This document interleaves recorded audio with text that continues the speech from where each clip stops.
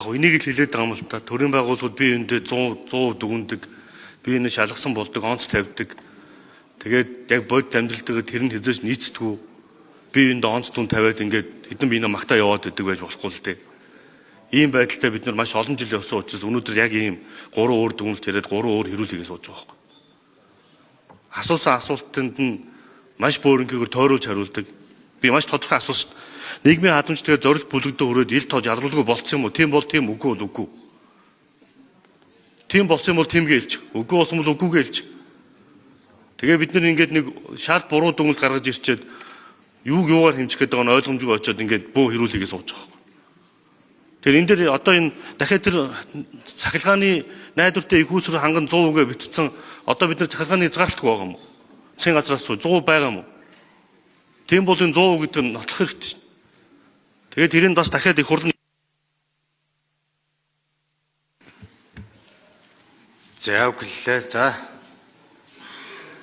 За гаан төмөр дарга нэмж хариулъя.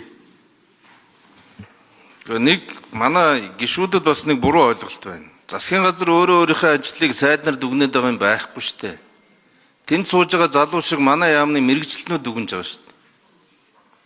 Хэрвээ ингээд нэг талд нь мэрэгжлийн хүмүүс авчираад нөгөө талд нь сайднараас юм нэхэд байх юм бол энэ явахгүй шүү дээ. Яаж ийм вөхлөөр аргачлалын хувьд жишээлбэл эрчим хүчний хангамжийг 100% болгохын төлөө юу хийх вэ гэж төлөвлөсөн юм байна да. Энэ хуулийн дагуу. Төлөвлөсөн юмныхаа бид нар ийм ажил хийчлээ гэж тайлаа өгж штэ энэ яамны эрчим хүчний яамны төрийн нарийн бичгийн дарга. Тэгэхээр эдийн засгийн яамны төрийн нарийн бичгийн дарга энэ яг энэ журмынхаа дагуу бол энэ хүн төлөвлөсөн ажлынхаа хэдэн хувийг хийсэн бэ гэдэг дүгнэлт гаргасан байна штэ.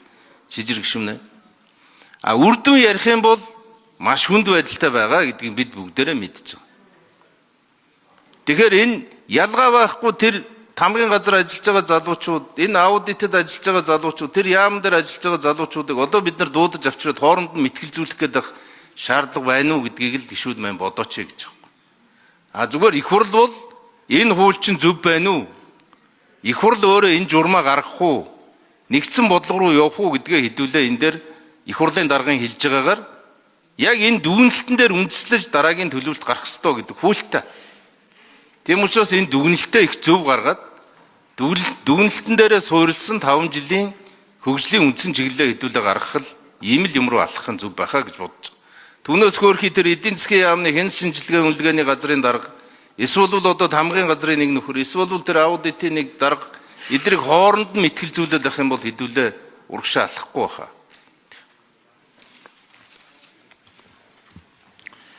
Тийм байнгын хороо энэ дээр одоо 2 байнгын хороо хамтарч хуралдаж асуудал ярьсан байж байгаа.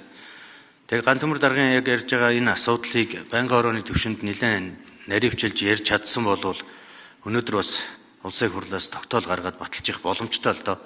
Тодорхой хугацаатай үүрэг даалгаврыг өгөөд эмхэл зэгцлэгтэй холбоотой асуудлыг харин одоо бид өнөөдөр ингээ улсын хурал дээр нээлттэй ярилцаад асуулт хариултанд асууж хариулаад өнгөрчдөг. Эргээд тодорхой үүрэг чиглэл өгсөн тогтоол батлагдахгүй болохоор энэ бас л тийм учир дутагдaltaй байдалтай л болох гээд байна. Зүгээр энэ дэр гишүүд өөрсдөө бас тодорхой саналуудаа бодиттой хэлээд шаардлагатай бол магадгүй өнөөдөр чуулганы дундуур байнгын хороо эргэж хуралдаж холбогдох тогтоолын төслийг санаачилж эргэж улсын хуралдаар оруулж ирж батлуулж үүрэг чиглэх бас боломжтой. Тэгэхээр гишүүд энэ дээрээ бас бодож ажиллаарай гэдгийг хэлье.